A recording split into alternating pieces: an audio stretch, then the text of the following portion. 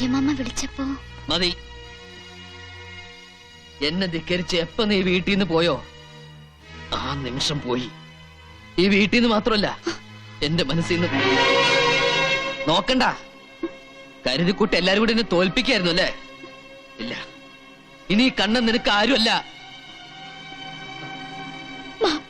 എന്റെ കരള് കുത്തി കീറിയിട്ട് എന്റെ മാനം കെടുത്തിയിട്ട് നാണുല്ലോടി നിനക്ക് മാപ്പി വയ്ക്കാൻ. കണ്ണ മുറ്റത്ത് നിർത്തിയുള്ള വിചാരണ വേണ്ട. എന്റെ ലോകത്തോട് കയറ്.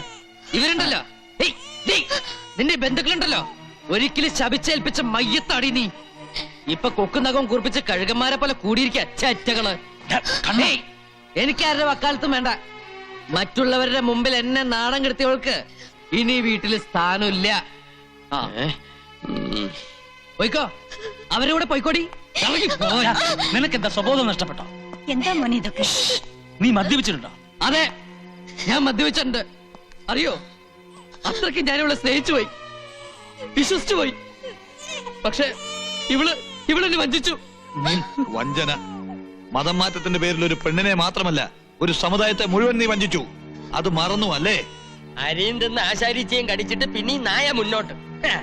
ആണിനെ പെണ്ണനുസരിക്കും. ആണും പെണ്ണും കെട്ടവനായാലാ.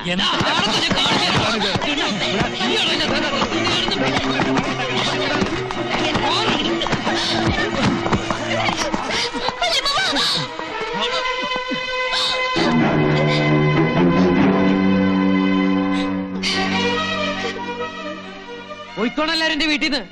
ഇനി ഒരു തെണ്ടി പോലും കണ്ടുപോരുത്. എനിക്കിനി ഇങ്ങനെ ഒരു ഭാര്യ ഇല്ല. ഒന്ന് വേദിരിക്കട്ടെ അച്ഛാ. നിങ്ങൾ എന്താ നോക്കിക്കണത്? അതുവേ അതുവാൻ എനിക്കിവിടെ കാണണ്ട.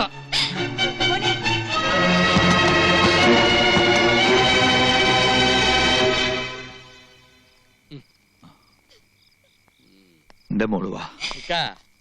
ഒരിക്കൽ അമ്മാവന്മാരുടെ മുഖത്ത് കരുതേച്ച് ഓന്റെ കൂടെ ഇറങ്ങി പോയവളാ ഇവള്. ഇപ്പൊ കൈക്കുഞ്ഞുമായിട്ട് പെരുവഴി നിൽക്കുകയാണ്. ഇവിടെ വെച്ച് ഈ നിമിഷം തീരുമാനിക്കട്ടെ, ഇവക്ക് ഓന വേണോ അതെ നമ്മളെ വേണോന്ന്.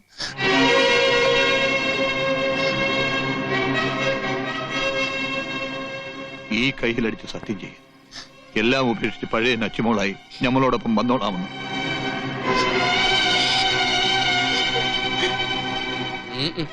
ജമീല, ഇതിനെ പിടിക്ക്. നീ വാ മോളെ. ഏത് മോള്? ഓളെ വെളിയിൽ തള്ളി ഇങ്ങടെ മോൻ കഥ കടച്ചില്ലേ? അതോടെ ഈ ബന്ധം തീർന്നു. ഏറി പോയി തോപ്പി നമ്മുടെ മോള്.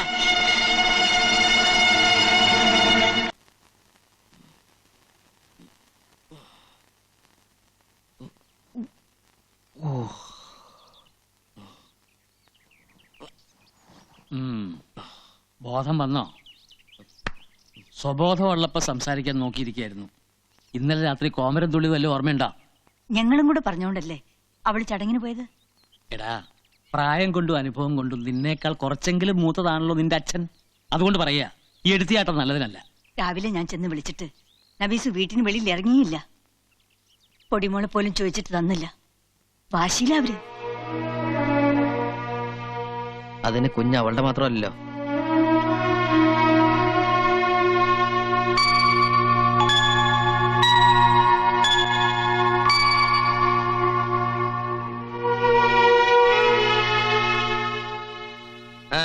എന്റെ കുഞ്ഞവിടെ? കുഞ്ഞാ? ഏത് കുഞ്ഞ്? നിങ്ങൾ ആരാ മനസ്സിലായില്ല? എന്താ കള്ളു കുടിച്ച് വെളിവില്ലാതെ വീണ്ടും പോരിന് വന്നാണ്? എനിക്ക് എന്റെ കുഞ്ഞിനെ വേണം. ഏത് ബഹിപ്പില്? നിങ്ങളുടെ നിക്കാഹ് ആചാരപ്രകാരം നടന്നാണോ? അല്ല. നിയമപ്രകാരം നടന്നാണോ? അതും അല്ല. അപ്പൊ പിന്നെ ഇയാണ് കുഞ്ഞിന്റെ വാപ്പാന്നുള്ളതിന് എന്താണ് തെളിവ്? സമുദായവും ബന്ധുക്കളും ഇല്ലാതെ നബീസു മനസ്സാ വരച്ചതാ തന്നെ. ഇപ്പൊ ഓള് തന്നെ മനസ്സാ ഉപേക്ഷിച്ചു. നിനക്ക് പോകാം. എന്താ പറഞ്ഞതൊക്കെ മനസ്സിലായില്ലേ? നീ ഓള് തന്നെ ആ മുഖത്ത് നോക്കി പറയണമെന്നുണ്ടോ? നബീസു,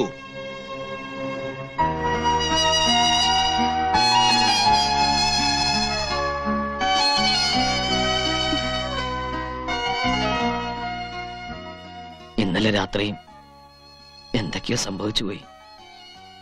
ഒന്നും മനഃപൂർവ്വമല്ല. ഒരുപാട് സ്നേഹമുള്ള അങ്ങനെയൊക്കെ ഞാൻ എല്ലാരെയും ഉപേക്ഷിച്ച് നിങ്ങളുടെ കൈ പിടിച്ച് വന്നോളാം ഞാൻ. ആ എന്റെ മുഖത്ത നിങ്ങൾ വാതിൽ കൊട്ടിയടച്ചത്. പടച്ചോനെ പോലെ ഞാൻ കരുതുന്ന വല്യമ്മയെ തല്ലിയത്. വേണ്ട, ഇനി ഇനി എനിക്ക് നിങ്ങളെ കാണണ്ട. നബീസു,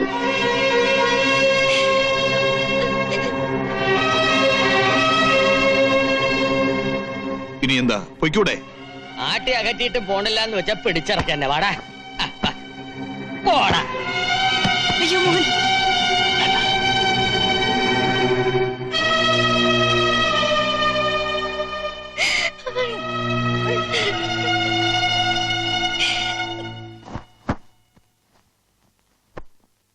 എന്നാലും പെട്ടെന്ന് ഇങ്ങനൊരു തീരുമാനം. പോണം, പോയേ പറ്റുള്ളൂ. ഒന്നും കൂടെ ആലോചിച്ചിട്ട് പോരെ മോനെ. ആലോചിച്ചു. കമ്പനിയിൽ തിരിച്ച് ജോയിൻ ചെയ്യാന്ന് ഞാൻ സമ്മതിച്ചു. ബോംബെ ചെന്ന ടിക്കറ്റ് റെഡിയാവും. എല്ലാ അഭ്യാസങ്ങളും കഴിഞ്ഞു. ഒളിച്ചോടാൻ നീ ഒരു സ്ഥലവും കണ്ടെത്തി. ഈ അച്ഛനും അമ്മയും ഇനി എന്താ ചെയ്യേണ്ടത്? രണ്ടുപേരെ നാട്ടിലാക്കിയിട്ടേ ഞാൻ പോവുള്ളൂ. വേണ്ട മോനെ, ഒരു തീരാ ദുഃഖം പേറി വന്നവരാ നമ്മള്. ആ നെഞ്ചിൽ ഇനി ഒരു ഭാരം കൂടെ തന്ന്. വേണ്ട, നമുക്ക് എങ്ങടെ പോണ്ട. പറ്റില്ലമ്മേ, ഇനി ഇവിടെ നിൽക്കാൻ അമ്മയുടെ മോനെ കൊണ്ടാവില്ല. പോയേ തീരൂ.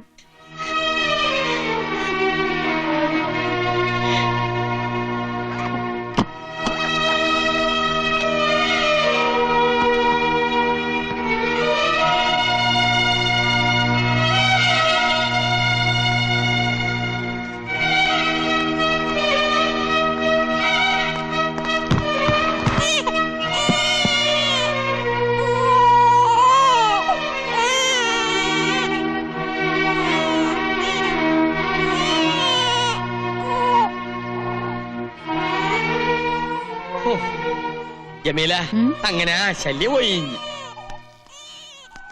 ഓളെ ഒരു നോക്ക് കാണാതെ പോവാൻ പറ്റുമോ നിനക്ക്? വേണ്ട, നിന്റെ കുഞ്ഞിനെ. നിന്റെ അള്ളാഹ്ക്കറിയാം നിങ്ങൾ ഒരുമിക്കാൻ ഞാൻ എത്ര കണ്ട് പ്രാർത്ഥിച്ചിട്ടുണ്ടെന്ന്. നീ വിളിച്ച എല്ലാം മറന്ന് ഓള് വരുന്നു എന്റെ മനസാക്ഷി പറയുന്നുണ്ട്. ഒന്ന് വിളിച്ചൂടെ?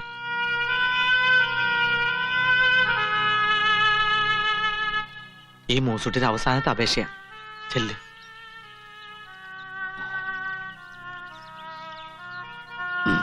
വിളിക്കാം. ഓൾ എന്തീന് അകത്തിരുന്ന് കരയാ.